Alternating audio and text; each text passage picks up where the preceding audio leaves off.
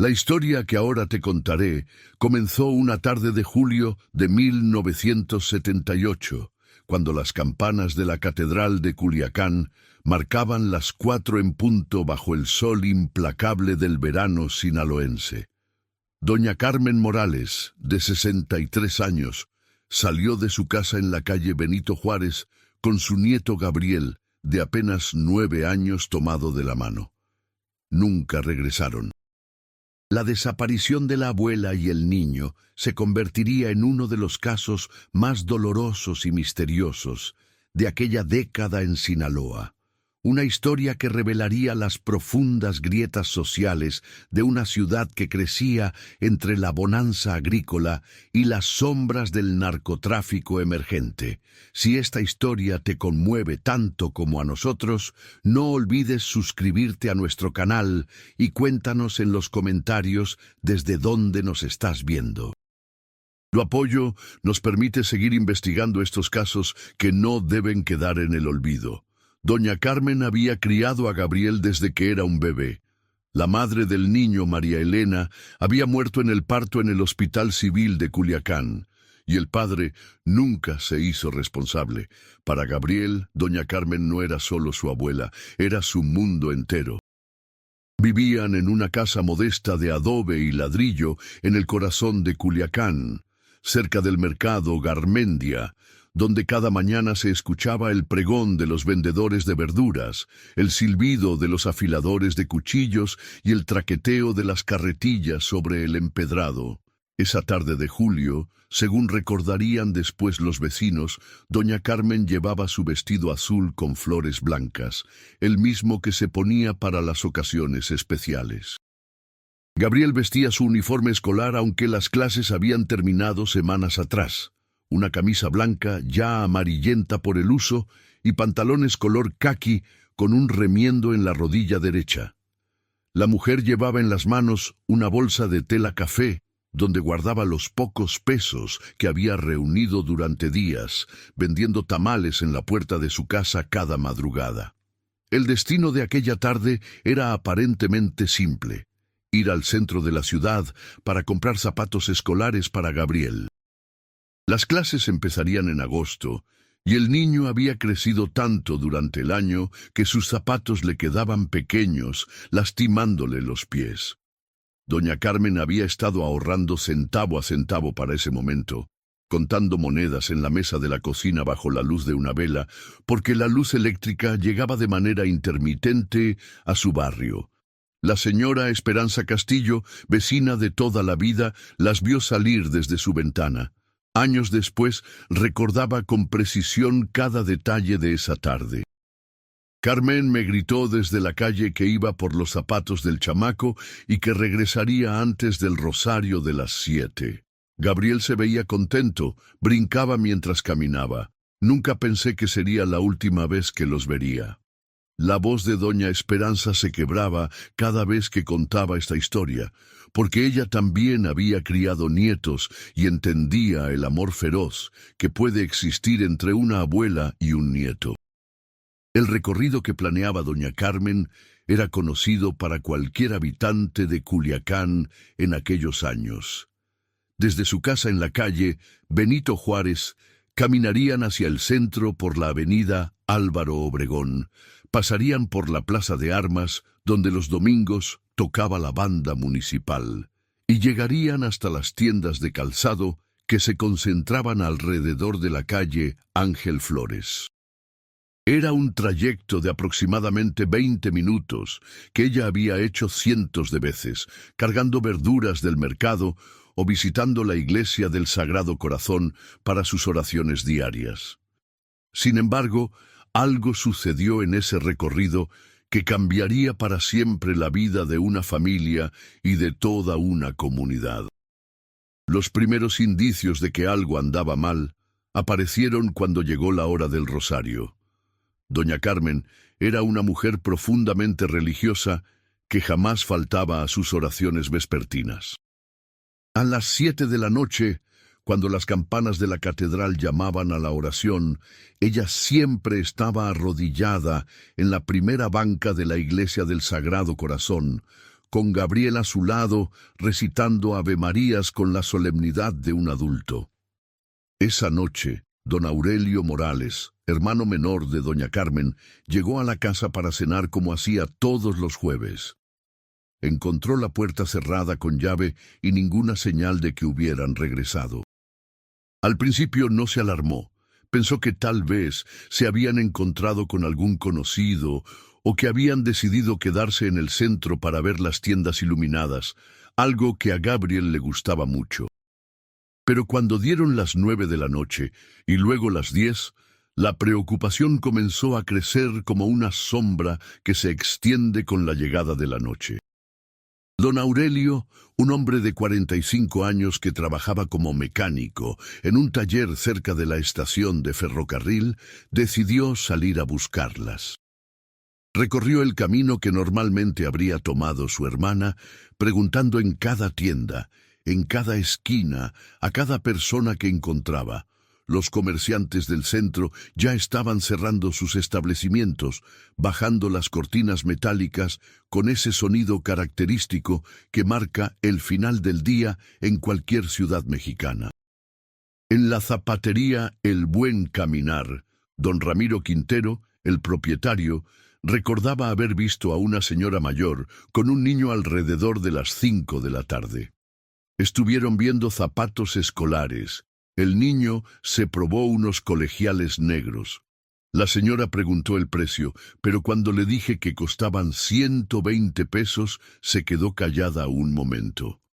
Le ofrecí que podía pagarlos en abonos, pero me dijo que regresaría otro día. Se fueron caminando hacia la calle Hidalgo, relató don Ramiro años después, con la culpa marcada en el rostro por no haber insistido más en ayudar a aquella familia. Este testimonio se convertiría en la última pista confirmada sobre el paradero de doña Carmen y Gabriel. A partir de ese momento, era como si la tierra se los hubiera tragado. Don Aurelio continuó buscando hasta altas horas de la madrugada, tocando puertas, despertando a conocidos, preguntando en las cantinas que aún permanecían abiertas. El Culiacán de 1978 no era una ciudad muy grande. Apenas contaba con 200.000 habitantes y era prácticamente imposible que 2 personas desaparecieran sin dejar rastro. La madrugada lo encontró sentado en las escalinatas de la catedral, con la mirada perdida en las calles vacías que comenzaban a llenarse con los primeros trabajadores del día. El aroma del café recién hecho llegaba desde los puestos que se instalaban temprano en la plaza, mezclándose con el olor a pan dulce de las panaderías cercanas. Pero don Aurelio no tenía hambre ni sed, solo tenía un miedo creciente que le apretaba el pecho como un puño. Al amanecer, tomó la decisión que cambiaría el rumbo de la investigación. Se dirigió a la Comandancia de Policía Municipal, un edificio de 2 pisos ubicado en la calle Constitución, pintado de color amarillo desteñido por el sol y la lluvia.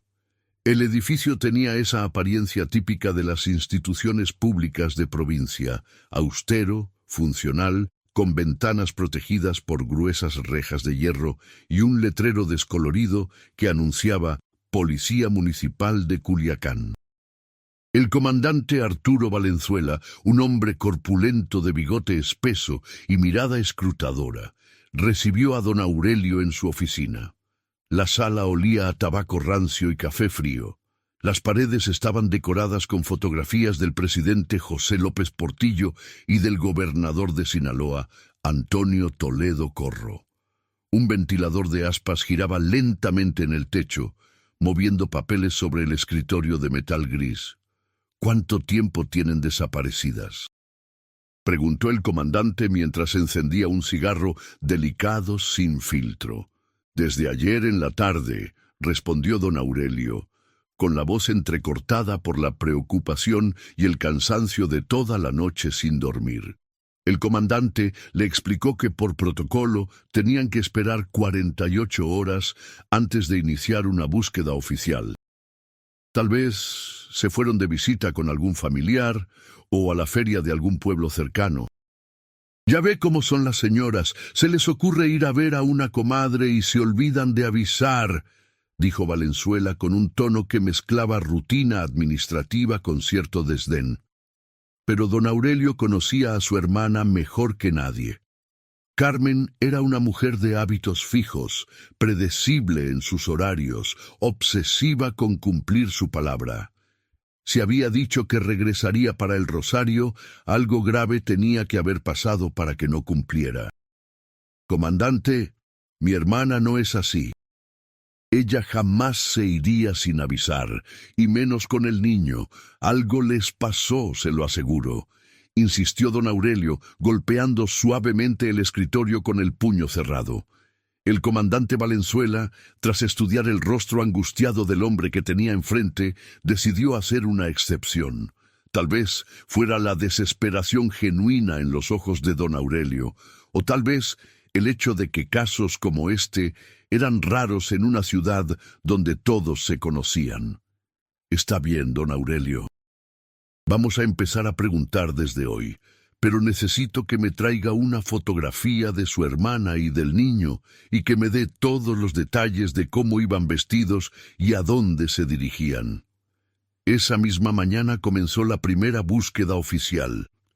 El agente Rodolfo Sánchez, un policía joven de apenas 25 años que había ingresado a la corporación 2 años atrás, fue asignado al caso.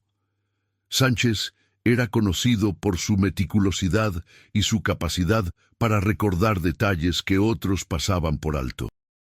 Había crecido en Culiacán y conocía cada calle, cada callejón, cada rincón de la ciudad donde alguien podría esconderse o donde podría haber ocurrido algo. La investigación comenzó recopilando testimonios en el centro de la ciudad. Además del zapatero don Ramiro, otros comerciantes recordaban haber visto a la abuela y al nieto. En la farmacia La Guadalupana, la señora Remedios Flores recordaba que alrededor de las 5:30 de la tarde había visto a una señora mayor con un niño parados en la esquina de las calles Hidalgo y Constitución. Parecían estar esperando algo o a alguien. El niño se veía cansado y la señora miraba hacia todos lados como buscando a alguien, declaró doña Remedios. Este testimonio añadió una nueva dimensión al misterio. ¿A quién esperaban? ¿Habían quedado de verse con alguien? Don Aurelio aseguró que su hermana no había mencionado ninguna cita o compromiso para esa tarde, más allá de comprar los zapatos escolares. Pero el testimonio de la farmacéutica era claro. No estaban simplemente caminando, estaban esperando. La búsqueda se intensificó durante los siguientes días. El agente Sánchez organizó rastreos en los terrenos baldíos que rodeaban el centro de Culiacán, revisó los canales de riego que atravesaban la ciudad, interrogó a taxistas y choferes de autobuses. En aquellos años, el transporte público en Culiacán consistía principalmente en camiones de pasajeros que hacían rutas fijas y algunos taxis que se concentraban alrededor de la plaza principal. Uno de los choferes de taxi, don Evaristo Coronado, proporcionó información que estremeció a todos los involucrados en la búsqueda. Recordaba haber visto, alrededor de las 6 de la tarde de aquel jueves fatídico, a una mujer mayor y un niño subiendo a un automóvil particular en la esquina de las calles Hidalgo y Rosales. Era un carro grande, de esos nuevos, creo que un Impala o un Malibu, de color azul marino. No pude ver bien quién manejaba porque tenía los vidrios polarizados, pero sí vi que la señora parecía conocer a la persona porque subió sin dudar. El niño se veía nervioso, pero la siguió, relató don Evaristo. Esta pista cambió completamente el enfoque de la investigación. Ya no se trataba de un caso de personas perdidas o de un accidente, sino posiblemente de un secuestro. Pero, ¿quién podría querer secuestrar a una humilde vendedora de tamales y a su nieto de 9 años? ¿Qué motivo podría haber detrás de semejante acto? El comandante Valenzuela decidió ampliar la investigación. Se solicitó apoyo a la Policía Judicial del Estado y se comenzaron a revisar todos los casos similares ocurridos en Sinaloa durante los últimos años. Lo que encontraron los desconcertó aún más. No había precedentes de secuestros de personas de escasos recursos en la región. Los pocos casos de privación ilegal de la libertad que se habían registrado involucraban a comerciantes prósperos, ganaderos o personas relacionadas con el emergente negocio de la marihuana. Mientras tanto, la familia Morales vivía un calvario que se extendía día tras día sin respuestas. Don Aurelio había dejado su trabajo en el taller mecánico para dedicarse completamente a buscar a su hermana y su sobrino nieto. Cada mañana salía de casa con fotografías de doña Carmen y Gabriel, recorriendo mercados, iglesias, centros de salud, preguntando a cualquier persona que quisiera escucharlo. La solidaridad de la comunidad se manifestó de manera extraordinaria. Los vecinos del barrio donde vivía doña Carmen organizaron brigadas de búsqueda que salían cada tarde después del trabajo. Recorrían los ejidos cercanos, los canales de riego, las bodegas abandonadas en las afueras de la ciudad. Las mujeres del barrio se organizaron para preparar comida para los que buscaban, y la iglesia del Sagrado Corazón se convirtió en el centro de coordinación de estos esfuerzos voluntarios. Doña Esperanza Castillo, la vecina que había visto salir a Carmen y Gabriel aquella tarde, se convirtió en una figura central de la búsqueda comunitaria. «No podemos quedarnos con los brazos cruzados», decía mientras organizaba las salidas de los grupos de búsqueda. Carmen era como una hermana para todas nosotras. Nos cuidó a nuestros hijos cuando estábamos enfermas, nos prestó dinero cuando no teníamos para comer. Ahora nos toca a nosotras cuidarla a ella. Pero conforme pasaban las semanas, la esperanza comenzaba a menguar como una vela que se consume lentamente. Las pistas se agotaban, los testimonios se contradecían, y la investigación oficial parecía estancarse en un laberinto de procedimientos burocráticos y falta de recursos. El agente Sánchez, que había mostrado tanto empeño inicial, empezó a ser asignado a otros casos que la comandancia consideraba más urgentes. Fue en este momento cuando apareció un personaje que cambiaría el rumbo de toda la historia. El periodista Manuel Contreras, del semanario El Noroeste, uno de los pocos medios de comunicación independientes que operaban en Sinaloa durante aquellos años. Contreras, un hombre de 38 años, con experiencia cubriendo la fuente policíaca, se interesó en el caso después de escuchar rumores en los pasillos de la comandancia. La primera entrevista que publicó Contreras en septiembre de 1978 llevaba el título «El misterio de la abuela y el niño, 2 meses sin rastro en Culiacán». El artículo describía detalladamente las circunstancias de la desaparición y cuestionaba la efectividad de la investigación oficial. Pero lo más importante era que incluía las fotografías de doña Carmen y Gabriel, ampliando el alcance de la búsqueda más allá de los límites del barrio y la ciudad. La respuesta fue inmediata y sorprendente. A los pocos días de publicado el artículo, comenzaron a llegar llamadas telefónicas y cartas a la redacción del semanario. Personas de diferentes partes de Sinaloa y estados vecinos aseguraban haber visto a la mujer y al niño en circunstancias diversas. Algunos testimonios eran claramente fantasiosos o producto de la confusión, pero otros contenían detalles específicos que merecían investigación. Una llamada particularmente intrigante llegó desde Los Mochis, una ciudad ubicada al norte de Sinaloa. Una mujer que se identificó como Rosa María Acosta aseguraba haber visto a doña Carmen y Gabriel en la central de autobuses de esa ciudad a finales de julio, aproximadamente una semana después de su desaparición. La reconocí por el vestido azul con flores que describían en el periódico, dijo doña Rosa María. Estaban sentados en la sala de espera. La señora se veía muy nerviosa y el niño lloraba. Pensé en acercarme para preguntarles si necesitaban ayuda, pero llegó un hombre vestido de traje y se los llevó hacia los andenes. El periodista Contreras decidió viajar personalmente a Los Mochis para investigar esta pista. La central de autobuses de esa ciudad era un punto neurálgico del transporte regional, desde donde partían rutas hacia Mazatlán, Guadalajara, Tijuana e incluso hacia Estados Unidos. Si efectivamente doña Carmen y Gabriel habían estado ahí, podría significar que habían sido trasladados a cualquier parte del país, o incluso al extranjero. En Los Mochis, Contreras se reunió con doña Rosa María Acosta en su casa, ubicada en una colonia popular cerca de la central de autobuses.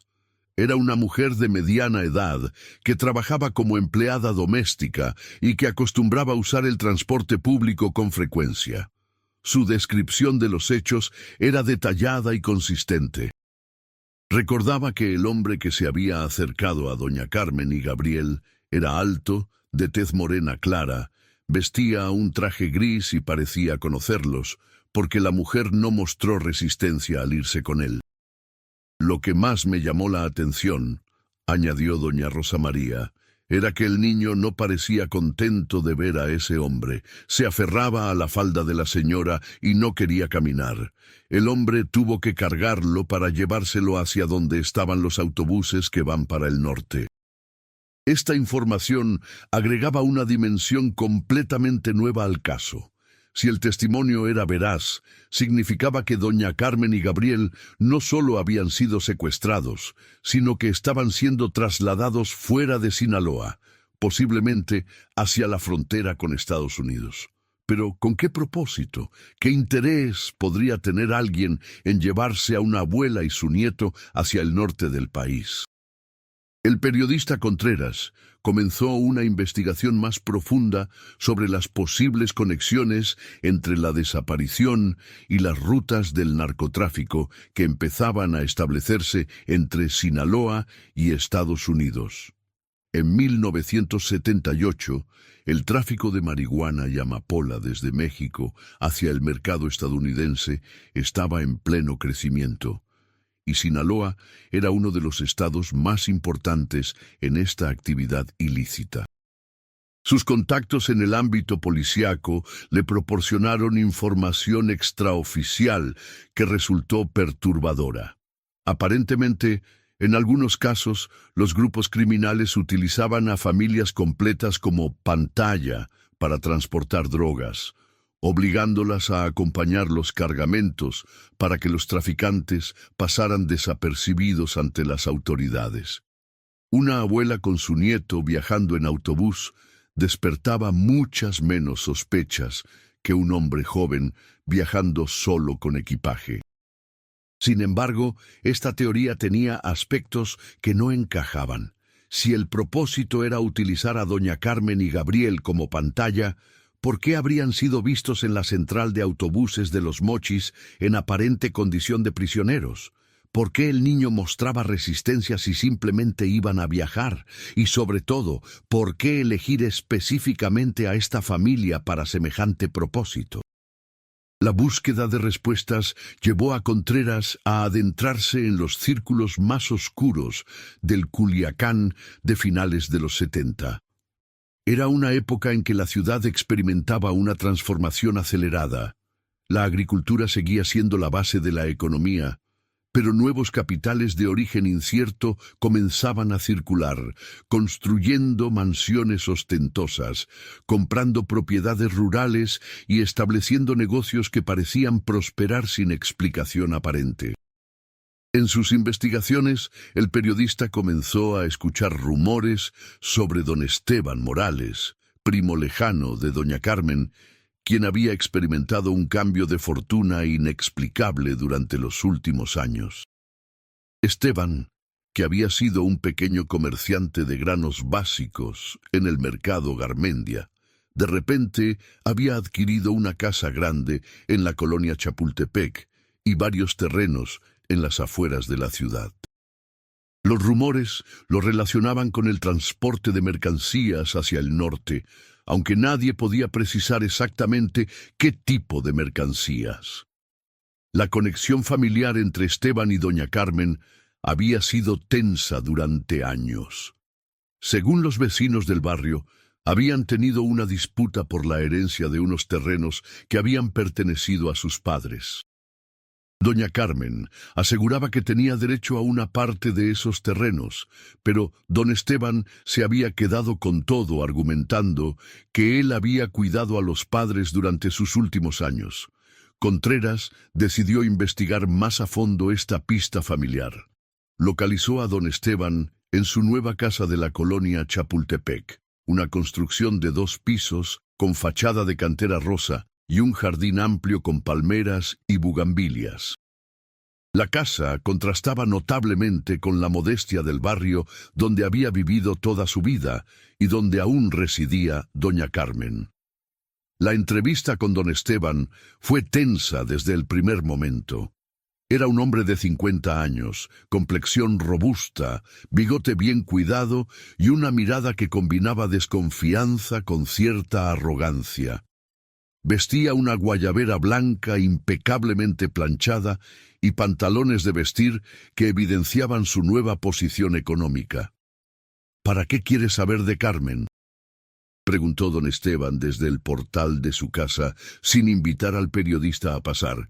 Ya bastante escándalo han hecho con esa historia. La gente habla mucho y no sabe nada.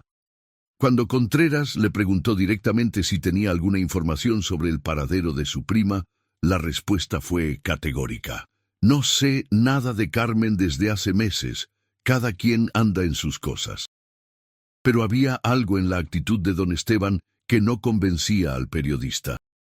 Sus respuestas eran demasiado evasivas.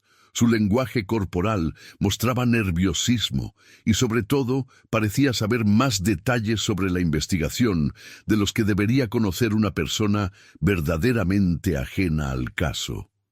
Cuando Contreras mencionó el testimonio de la mujer en Los Mochis, don Esteban cambió visiblemente de expresión.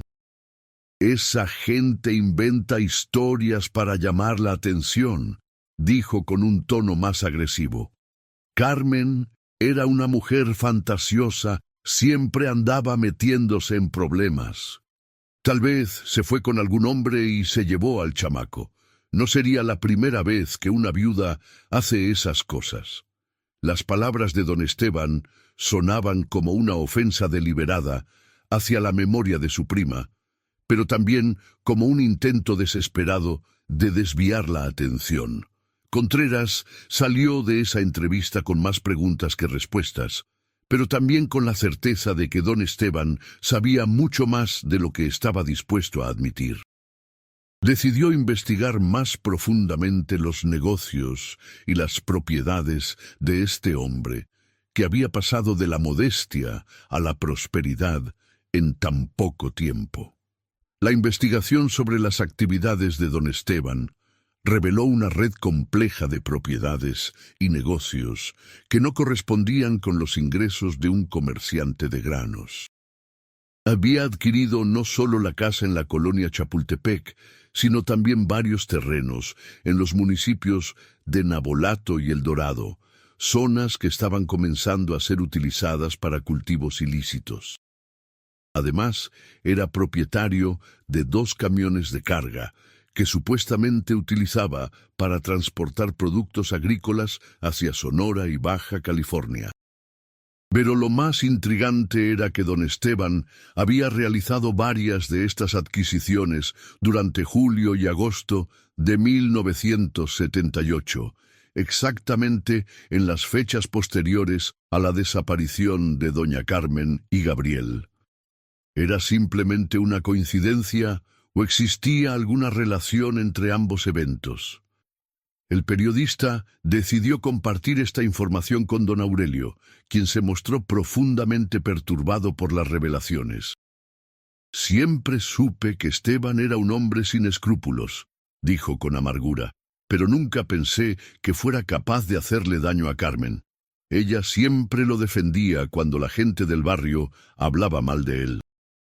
Don Aurelio recordaba que, efectivamente, en los días previos a la desaparición, doña Carmen había mencionado que don Esteban la había buscado para platicar de unos asuntos familiares. Ella no había dado detalles de esa conversación, pero había comentado que su primo quería que firmara unos papeles relacionados con los terrenos de la herencia familiar. Carmen me dijo que no entendía bien de qué se trataban esos papeles, pero que Esteban le había prometido darle algo de dinero si los firmaba, relató don Aurelio. Yo le dije que tuviera cuidado, que no firmara nada sin entender bien qué era. Pero ella necesitaba dinero para los gastos del niño, especialmente para los útiles escolares. Esta información proporcionaba un posible motivo para el crimen.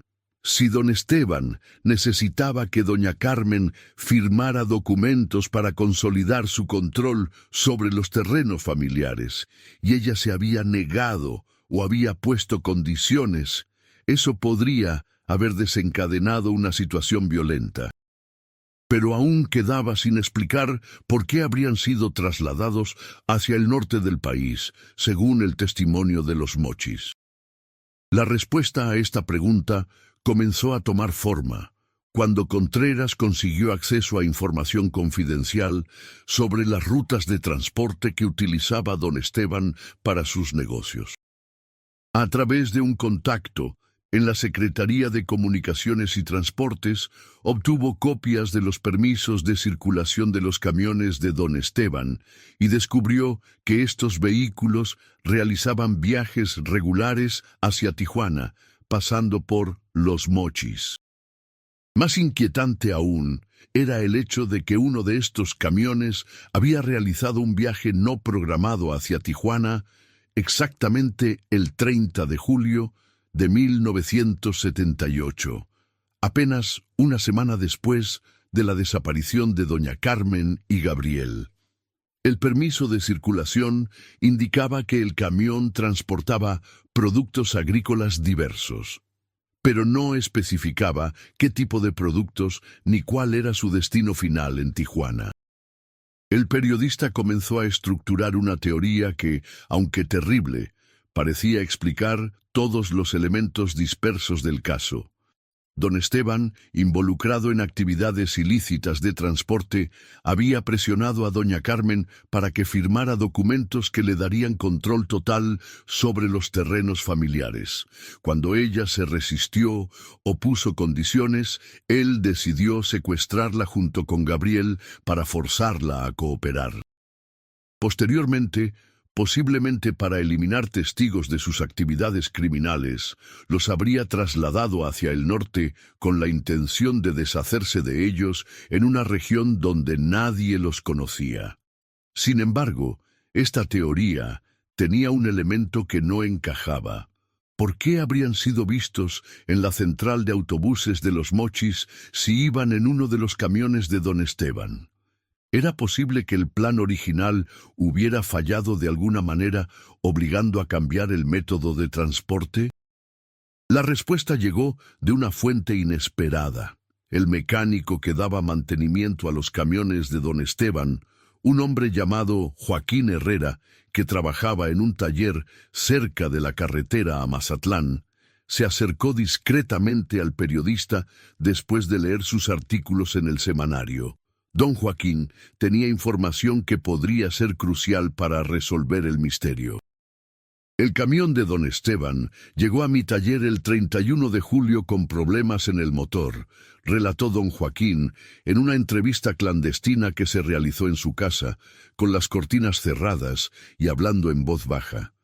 Pero lo raro era que venía con un chofer que yo no conocía, no era el mismo de siempre, y el camión olía muy mal, como a algo descompuesto. Cuando pregunté qué llevaba de carga, el chofer se puso nervioso y me dijo que solo eran verduras que se habían echado a perder por el calor. Don Joaquín añadió un detalle que heló la sangre del periodista. Cuando estaba revisando el motor, encontré en la cabina del camión un zapato de niño, pequeño, de esos colegiales negros. Se lo enseñé al chofer, y él se puso muy alterado. Me lo quitó rápidamente y me dijo que no preguntara nada más.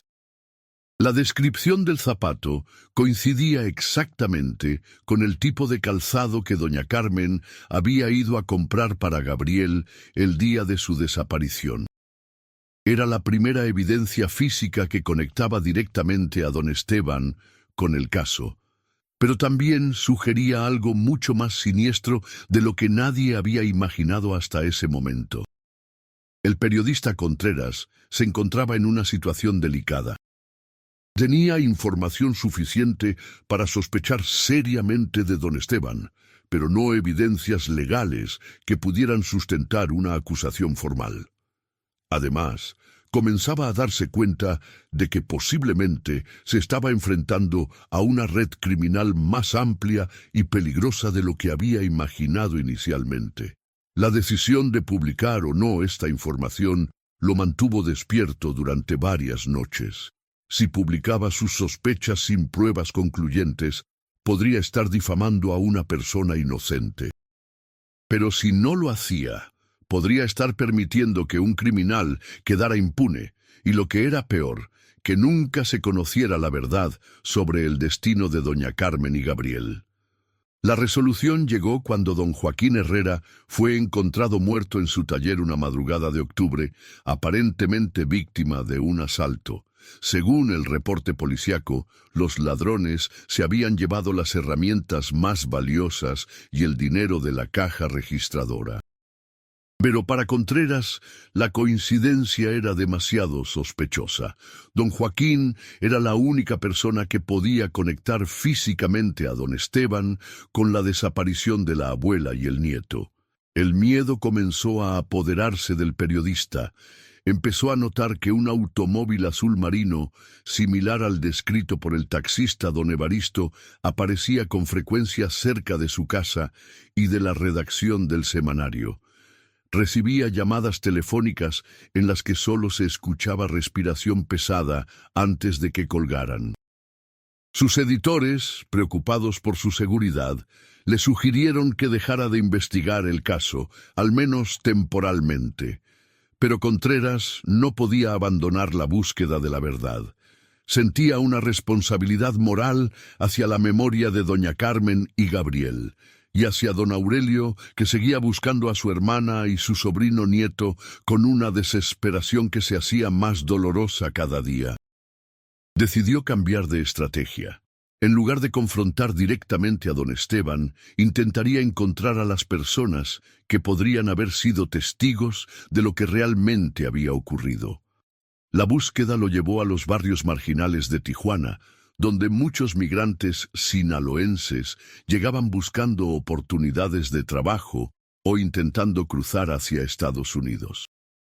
Era un mundo duro y peligroso, donde las preguntas podían costar la vida, pero también donde la gente había aprendido a sobrevivir observando y recordando detalles que podrían ser útiles en el futuro.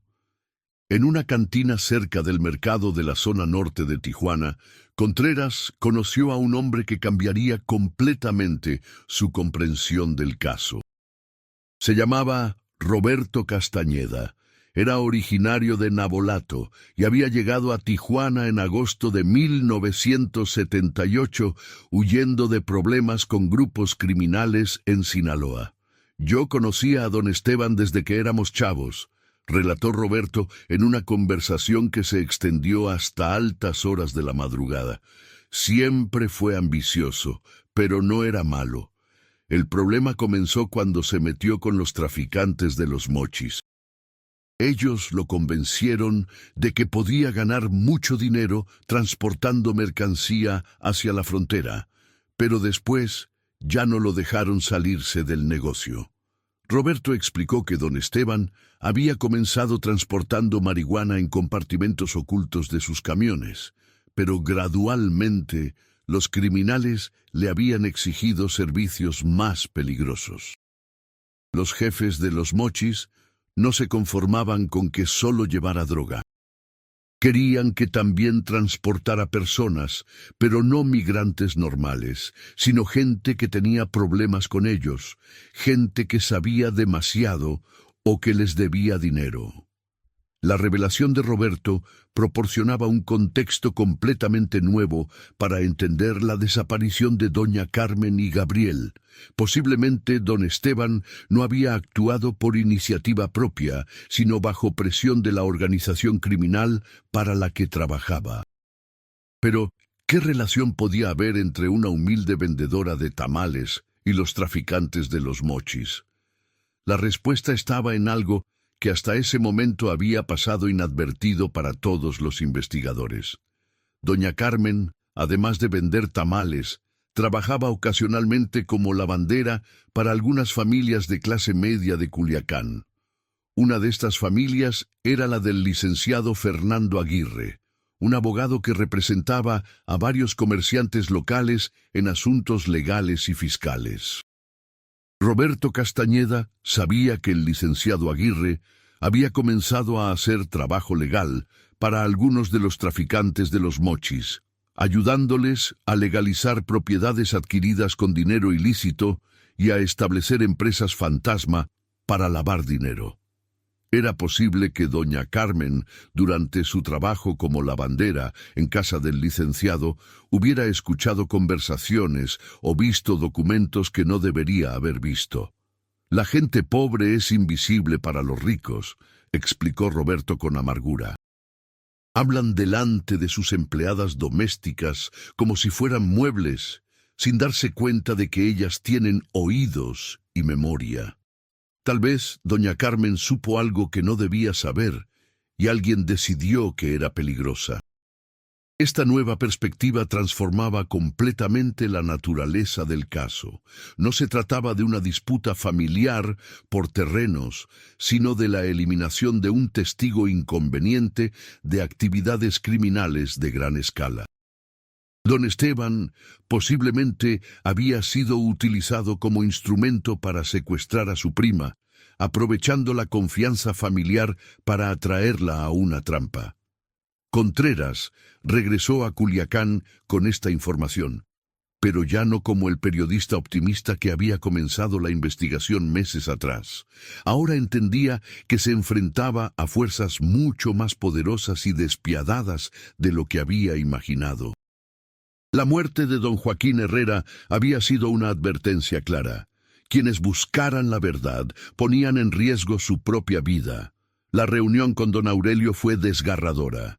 El hombre que había dedicado meses a buscar a su hermana y su sobrino nieto, que había gastado todos sus ahorros en la búsqueda, que había envejecido años en pocos meses, finalmente conocía la terrible verdad. Doña Carmen y Gabriel habían sido asesinados, no por codicia de dinero o propiedades, sino simplemente por estar en el lugar equivocado en el momento equivocado. ¿Dónde están sus cuerpos?, preguntó don Aurelio con la voz quebrada por el dolor. Era la pregunta que Contreras había temido, porque no tenía respuesta. Roberto Castañeda había mencionado que los traficantes de los mochis tenían métodos para hacer desaparecer permanentemente a sus víctimas, utilizando las vastas extensiones desérticas del noroeste de México o el Océano Pacífico. La publicación del último artículo de la serie sobre la desaparición de doña Carmen and Gabriel causó conmoción en Culiacán. Por primera vez, los habitantes de la ciudad se enfrentaban abiertamente a la realidad de que su comunidad estaba siendo infiltrada por el crimen organizado y que personas inocentes podían convertirse en víctimas simplemente por ser testigos accidentales de actividades ilícitas. La reacción de las autoridades fue predecible. Negaron categóricamente las acusaciones presentadas en los artículos y amenazaron al periodista con demandas por difamación. Don Esteban desapareció de Culiacán pocas semanas después de la publicación, abandonando su casa de la colonia Chapultepec y todas sus propiedades. Oficialmente había viajado a Estados Unidos por asuntos familiares, pero nunca regresó. El comandante Valenzuela cerró oficialmente el caso, clasificándolo como desaparición voluntaria por motivos desconocidos. El expediente fue archivado en los sótanos de la comandancia, donde se acumularía polvo durante décadas, junto con cientos de otros casos sin resolver. Pero la historia no terminó con el silencio oficial. Don Aurelio continuó buscando durante años, convirtiendo la búsqueda de su hermana y su sobrino nieto en la misión de su vida. Cada año, en la fecha aniversario de la desaparición, organizaba una misa en la iglesia del Sagrado Corazón y una marcha silenciosa por las calles del centro de Culiacán, recordando a la comunidad que doña Carmen y Gabriel no habían sido olvidados. La solidaridad vecinal que había surgido durante los primeros días de búsqueda se transformó en algo más permanente. Las mujeres del barrio donde había vivido doña Carmen crearon una red informal de protección y vigilancia mutua, entendiendo que la vulnerabilidad de una era la vulnerabilidad de todas. Cuando otras familias enfrentaron desapariciones en los años siguientes, ya existía una estructura comunitaria para responder y buscar. El periodista Contreras nunca pudo publicar toda la información que había obtenido sobre el caso. Las presiones económicas y las amenazas directas lo obligaron a abandonar el periodismo de investigación y dedicarse a temas menos controvertidos. Pero guardó meticulosamente todos los documentos, testimonios y evidencias relacionadas con la desaparición de doña Carmen y Gabriel, esperando que algún día las circunstancias permitieran que la verdad completa saliera a la luz. En 1985, 7 años después de la desaparición, don Aurelio recibió una carta sin remitente que había sido enviada desde Los Ángeles, California. La carta, escrita a mano con letra temblorosa, decía simplemente: «Don Aurelio, su hermana Carmen y el niño Gabriel están enterrados en el desierto cerca de Mexicali. Busque en el kilómetro 45 de la carretera a San Felipe. Del lado derecho hay una cruz de piedras. Perdón por no poder decir más». Una persona que los conoció. Don Aurelio viajó inmediatamente a Mexicali con algunos vecinos del barrio. Encontraron la cruz de piedras mencionada en la carta, pero cuando intentaron excavar, fueron detenidos por la policía de Baja California, que les informó que necesitaban permisos especiales para realizar excavaciones. Los trámites burocráticos tomaron meses, y cuando finalmente obtuvieron los permisos, la zona había sido alterada por trabajos de construcción de una nueva carretera. Nunca se encontraron los restos de doña Carmen y Gabriel, pero la carta proporcionó a don Aurelio algo que había buscado durante años: la certeza de que habían muerto y la tranquilidad de saber que alguien recordaba dónde habían sido sepultados. Con esa información, pudo finalmente hacer el duelo que había sido imposible mientras mantenía la esperanza de encontrarlos vivos. La historia de la desaparición de la abuela y su nieto se convirtió en parte del folclore trágico de Culiacán, una de esas historias que las madres contaban a sus hijos para enseñarles sobre los peligros del mundo. Pero también se convirtió en un símbolo de resistencia comunitaria, de la capacidad de la gente común para mantener viva la memoria y exigir justicia, incluso cuando las instituciones oficiales fallan. Décadas después, cuando México se enfrentó a una crisis nacional de desapariciones forzadas que afectaría a decenas de miles de familias, la historia de doña Carmen y Gabriel sería recordada como un precedente temprano de un fenómeno que se extendería por todo el país. Los métodos de búsqueda comunitaria desarrollados en su caso servirían como modelo para organizaciones de familiares de desaparecidos en todo México. Don Aurelio murió en 2003, a los 70 años, sin haber encontrado los restos de su hermana y su sobrino nieto, pero hasta sus últimos días continuó hablando de ellos como si estuvieran vivos, manteniendo presente su memoria en cada conversación, en cada oración, en cada momento de su vida. Su funeral fue multitudinario.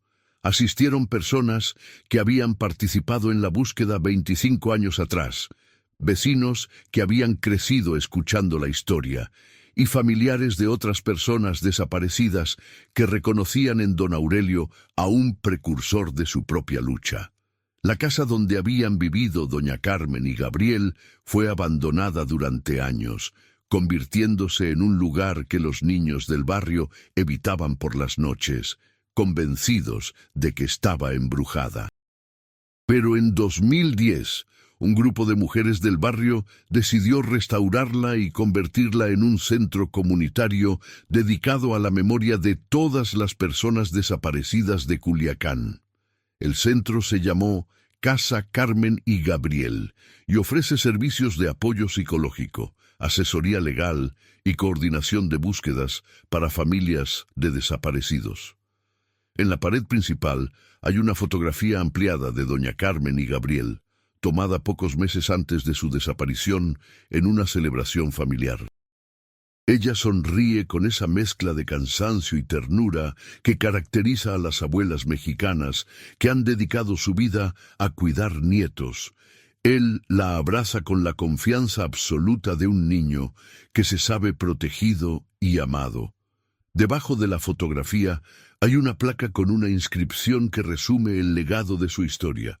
Carmen Morales y Gabriel Morales, desaparecidos el 20 de julio de 1978. Su memoria vive en cada búsqueda, en cada abrazo, en cada acto de amor que no se rinde ante la injusticia. El caso oficialmente nunca fue resuelto, pero su impacto trasciende la necesidad de una resolución legal. Se convirtió en una historia fundacional sobre la importancia de la memoria colectiva, la solidaridad comunitaria y la resistencia ante la impunidad. En una época en que las desapariciones se normalizaban como parte del paisaje social mexicano, la historia de doña Carmen y Gabriel recordaba que cada desaparecido tiene nombre, historia, familia que lo ama y comunidad que lo extraña. La búsqueda de la verdad sobre su destino continúa hasta hoy, no ya en forma de investigación activa, sino como una búsqueda de sentido y justicia que cada nueva generación de culiacanenses asume como propia. Porque en el fondo todos entienden que lo que les pasó a doña Carmen y Gabriel podría pasarle a cualquier familia, en cualquier momento, en cualquier lugar, donde la vida humana sea considerada desechable. Su historia nos recuerda que la desaparición forzada no es solo un crimen contra las víctimas directas, sino un crimen contra toda la sociedad, porque destruye los vínculos de confianza que hacen posible la vida en comunidad. Pero también nos enseña que el amor, la memoria y la solidaridad pueden ser más poderosos que el miedo y la impunidad, manteniendo vivas las historias que otros quisieran olvidar, honrando a los ausentes con la presencia constante de quienes los recuerdan. Cada 20 de julio, cuando las campanas de la Catedral de Culiacán marcan las 4 de la tarde, algunas personas del barrio donde vivían doña Carmen y Gabriel se detienen por un momento, recordando aquella tarde de 1978, cuando una abuela y su nieto salieron a comprar zapatos escolares y nunca regresaron. Es un ritual silencioso de memoria, un acto de resistencia contra el olvido, una promesa de que mientras haya quien recuerde, nadie desaparece completamente.